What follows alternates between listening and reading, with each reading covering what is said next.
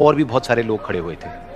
उसने दुकानदार को कई बार बुलाया, लेकिन वहां पर भीड़ इतनी थी कि दुकानदार का ध्यान उसकी तरफ गया ही नहीं।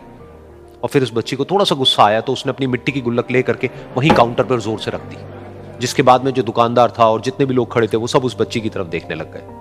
और फिर उस दुकानदार ने उस बच्ची से पूछा, बेटे आपको क्या चाहिए? तो वो बड़े ही भोलेपन से बोली कि मुझे एक चमत्कार चाहिए।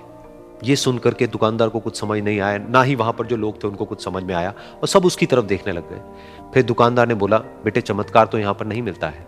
तो बच्ची को लगा कि वो उससे झूठ बोल रहा है, तो बच्ची ने कहा कि मेरी गुल्लक में बहुत पैसे हैं, आप बताओ आपको कितने पैसे चाहिए, लेकिन मैं आज यहां से चमत्कार लेकर के ही जाऊंगी।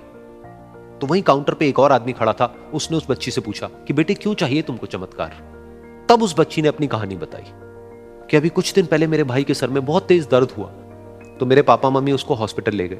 उसके बाद कई दिन तक मेरा भाई घर नहीं आया। तो मैंने कई बार अपने पापा से पूछा, लेकिन उन्होंने मुझे कुछ नहीं बताया। उन्होंने बार बार यही कहा कि वो आ जाएगा, वो कल आ जाएगा, वो कल आ जाएगा, लेकिन वो आ ही नहीं रहा था।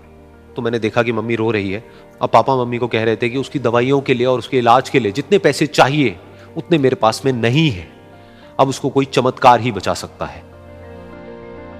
तब मुझे लगा कि अगर मेरे पापा के पास में इतने पैसे नहीं भी हैं तो क्या हुआ, मेरे पास में तो है। तो मैंने जितने भी पैसे जोड़ रखे हैं वो सारे लेकर के मैं इस दवाई की दुकान पर आई।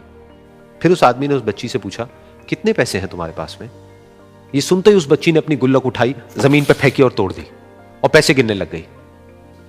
बाकी सब लोग खड़े होकर के उसको देख रहे थे। थोड़ी देर बाद उसने सारे पैसे अपने हाथ में इकट्ठे किए और बोली, मेरे पास में पूरे 19 रुपए हैं। वो जो आदमी वहां पर खड़ा था वो थोड़ा सा मुस्कुराया और बोला कि अरे तुम्हारे पास में तो पूरे पैसे हैं, इतने का ही तो आता है चमत्कार। ये सुनकर के वो बच्ची बहुत खुश हो गई और बोली कि चलो मैं आपको अपने पापा से मिलवाती हूं। बाद में पता लगा कि वो आदमी कोई आम आदमी नहीं था, बल्कि एक बहुत बड़ा न्यूरोसर्जन था, और उसने सिर्फ 19 रुपए में उसके भाई की सर्जरी करी, और कुछ ही दिन बाद वो ठीक होकर के घर वापस आ गया। फिर कुछ दिन बाद वो बच्ची, उसका भाई, उसके पापा, उसकी मम्मी चारों एक साथ बैठे हुए थे और बात कर रहे थे। तो उसकी मम्मी ने उसके पापा से पूछा कि अब तो बता दो ये चमत्कार आपने किया कैसे? तो उन्होंने अपनी बेटी की तरफ देखा और बोले, ये चमत्कार मैंने नहीं, इसने किया है।